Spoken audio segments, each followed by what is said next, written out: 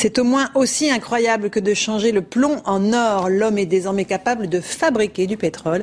Des chercheurs français et espagnols ont trouvé la formule miracle en recyclant nos rejets de CO2. C'est une révolution énergétique et écologique qui est déjà en marche en Espagne, où se sont rendus Christine Chapelle et Jean-François Drouillet. Regardez leur reportage. Dans cette forêt de tubes est en train de naître le carburant de demain. On y reproduit en 48 heures ce que la nature a mis des dizaines de millions d'années à faire, fabriquer du pétrole. Ce sont des cultures de microalgues extrêmement concentrées.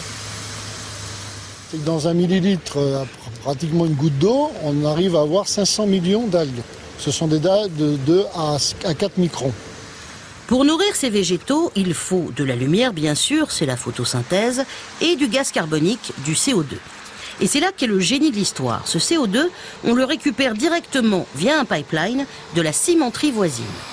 Gavé de gaz carbonique, les algues se multiplient.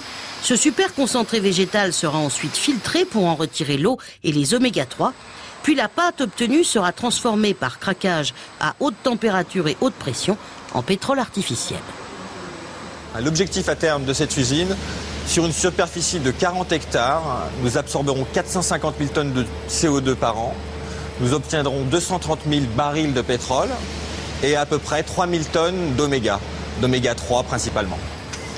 L'ingénieur à l'origine du projet, c'est lui, Bernard Stroiazzo-Mougin.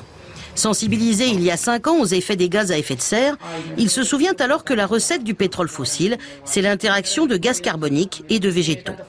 Il contacte un chercheur de l'université d'Alicante, spécialisé dans les microalgues. Je lui ai montré mon schéma et je lui ai dit voilà mon idée. Et lui immédiatement sa réaction était mince, comment on n'y a pas pensé avant? Et ce pétrole artificiel, ce pétrole bleu, c'est la marque déposée, fonctionne comme un hydrocarbure classique. Démonstration. Quand on a démarré il y a 5 ans, personne n'y croyait. Et actuellement, tous les grands, jusqu'à Exxon, le numéro 1 du pétrole dans le monde, veulent investir dans la culture des algues. On peut désormais rêver d'un avenir où chaque usine dégageant du CO2 sera couplée à ces cultures d'algues. Plus de rejets polluants dans l'atmosphère, plus de pénurie énergétique. Les terriens y gagneront sur les 2 tableaux. Voilà un reportage sur une technologie vraiment extraordinaire que vous pouvez retrouver sur notre site tf1news.fr.